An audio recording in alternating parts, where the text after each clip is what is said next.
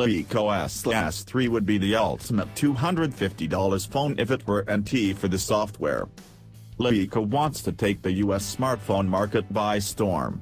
While its big entrance in the West began with the moderately well-received LePro 3, its strategy doesn't rely solely on flagship phones. The company is also bringing a somewhat more modest offering to North America, called the S3. At a decidedly lower price than the LePro 3, LeEco is positioning itself to take on a market currently fragmented by dozens of different phones, all of which have a slightly different look, feel, and spec sheet. It has no easy task.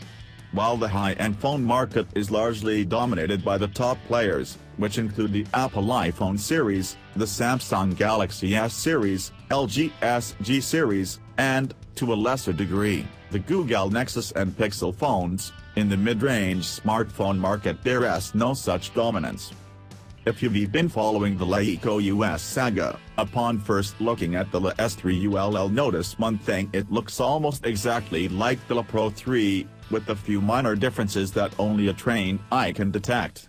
You get the same symmetrical front-facing camera and ambient light sensor on the front, the same metallic-looking fingerprint sensor on the back, and even the same hidden capacitive buttons that disappear when not in use.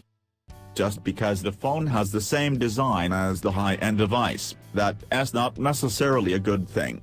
If you read our LePro 3 review, you might remember that we called its look a little outdated. It has the same old metal design we've seen over and over again. We stick by that with the S3.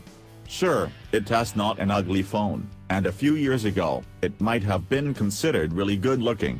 But design tastes change, and a well-designed phone in 2013 isn't necessarily a well-designed phone today. Still, there are a few good things to say about the design. We really like the uniqueness of the capacitive buttons, which only light up when you press them. That helps simplify the front of the device while still retaining as much screen space as possible.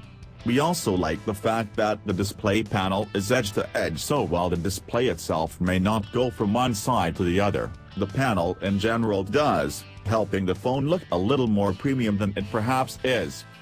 That display is actually the same as the one found on the LePro 3, which sits at 1920 by 1080 pixels and 5.5 inches. While we found that to be perhaps not enough on the LePro 3, on the S3 it's decidedly better because of the price point. Like the S3's higher spec sibling, the phone is relatively nice to hold, but feels a little thick. On paper it has quite a thin device, officially sitting at only 7.5mm thick, but the blocky edges and somewhat slavish design make it feel a lot thicker than it is. Thanks for watching. Please subscribe for more gadget info and give me feedback on the comments.